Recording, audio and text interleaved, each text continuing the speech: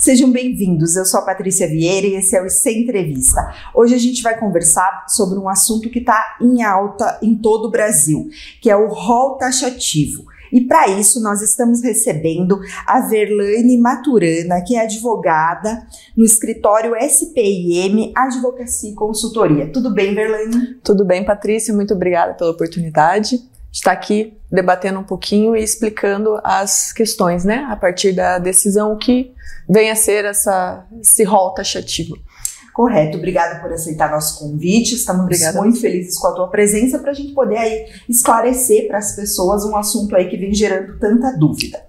Verlaine, o Superior Tribunal de Justiça, o STJ, no último mês de junho, ele impôs o rol taxativo nos procedimentos e eventos de saúde, não estando as operadoras de saúde mais obrigadas a cobrirem tratamentos que não estejam nessa lista da ANS. Afinal, para quem ainda não entende, para quem não está familiarizado com o tema, o que é o rol taxativo?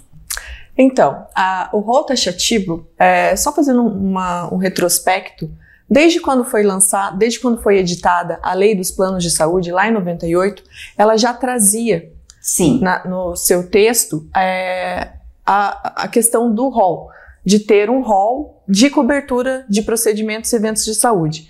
Mas não foi regulamentado se esse rol seria máximo, se esse rol seria cobertura extrema do que tinha ali, ou se ele seria um rol que contemplaria coberturas mínimas. Então, isso vem sendo discutido ao longo do tempo e quando a questão chegou ao judiciário, subiu até o STJ, né, até o Superior Tribunal de Justiça, e veio a decisão em junho de que o rol é taxativo. O taxativo significa o quê? Trocando em miúdos, é uma lista fechada. Certo. Então, as operadoras, elas só têm a obrigação de cumprir o que está descrito nesse rol. Então, é uma lista fechada que não caberia exceções.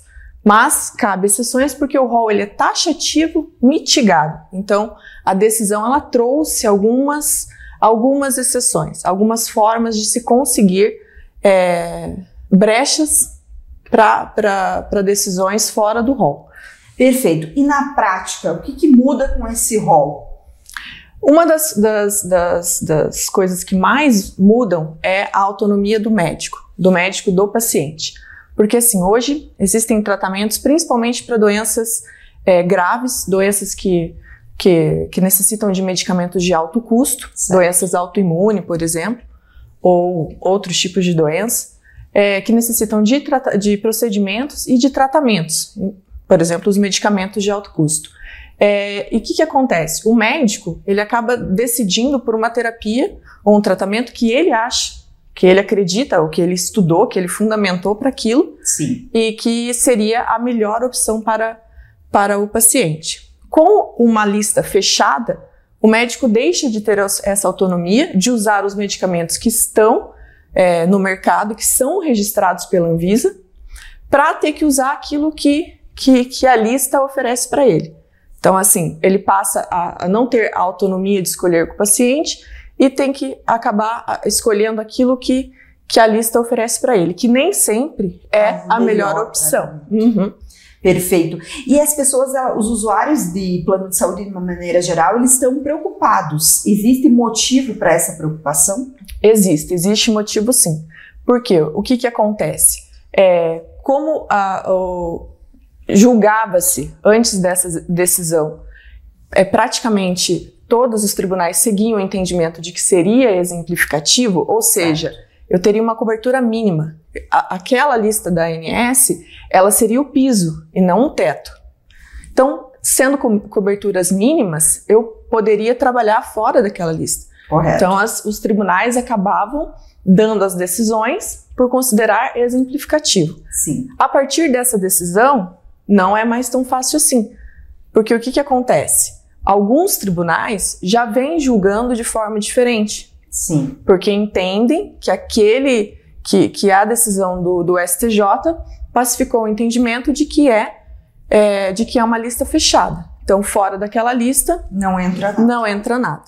E essa lista, a gente está aqui conversando sobre a lista, ela tem 3.700 procedimentos listados. E o que acaba acontecendo é que as pessoas mais prejudicadas, elas vão ser aquelas que de repente têm uma doença rara, que elas precisam de um procedimento de maior custo, e muito provavelmente essa lista não vai contemplar? Provavelmente, sim. Porque o que acontece? Essa lista ela é atualizada de tempos em tempos. A decisão do STJ, ela também traz a necessidade de que a lista seja atualizada periodicamente, com uma maior frequência, isso. Só que nem sempre os medicamentos que estão disponíveis no mercado, eles são incluídos na lista. Sim. Tem consultas públicas, tem a Câmara Técnica da ANS, que é a Agência Nacional de Saúde Suplementar, e é feita uma avaliação.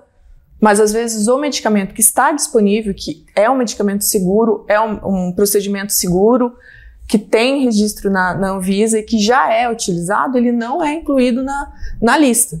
Então, o paciente ele deixa de ter acesso àquilo porque a ANS não contemplou na lista. Então, mesmo tendo 3.700 procedimentos, como você mesmo destacou, nem sempre os medicamentos novos e os medicamentos que estão no mercado e que são seguros, eficazes e que é a melhor escolha pro tratamento daquele paciente, ele vai estar contemplado na lista. Certo. E Verlaine, junto com o rol taxativo, foi decidido uma periodicidade para que essa lista seja revisada ou ainda não tem nada nesse sentido? A decisão do STJ, ela trouxe a questão de ser de 6 em 6 meses. Só que é uma decisão. Sim. Não é até porque essa decisão, ela não é vinculante. Sabe, Patrícia, o que acontece?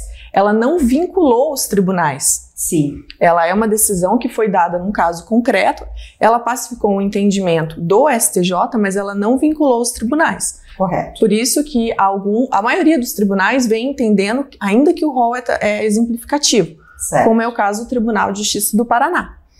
Ele já afirmou, o entendimento dele já era de rol exemplificativo e ele continua nesse mesmo sentido. Por quê? Porque a decisão do STJ, ela não é vinculante. Então, ela foi uma decisão em caso concreto. Perfeito.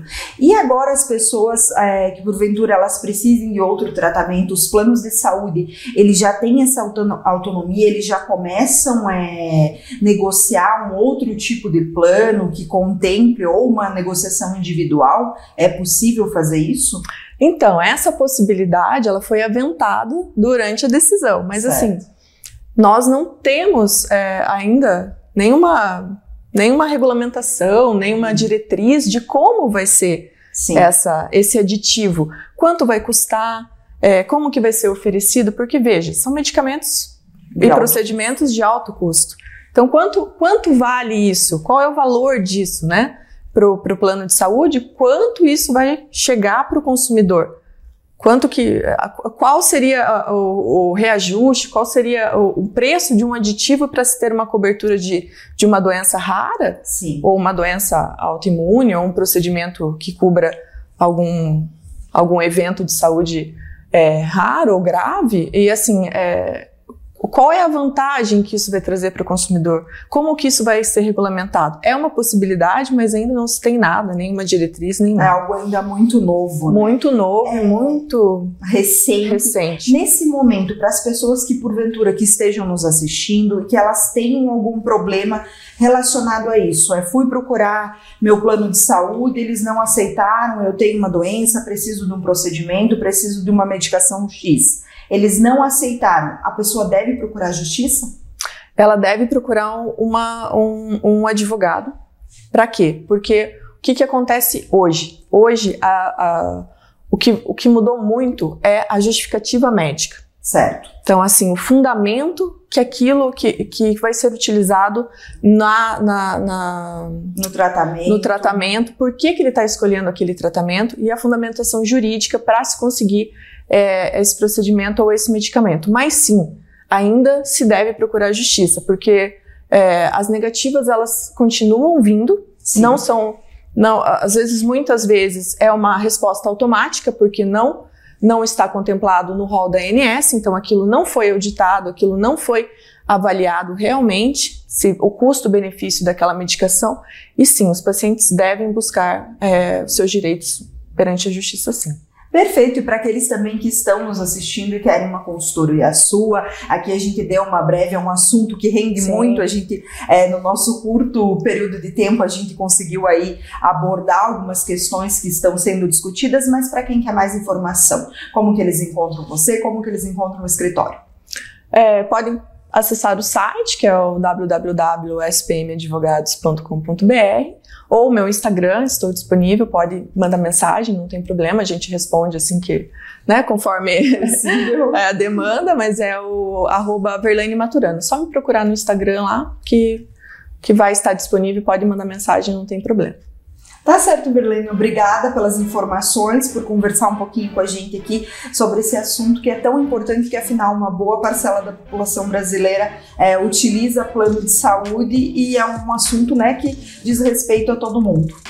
Obrigada a vocês, eu que agradeço a oportunidade de estar debatendo um pouquinho, discutindo um pouquinho essas questões que afligem tanta gente e está trazendo...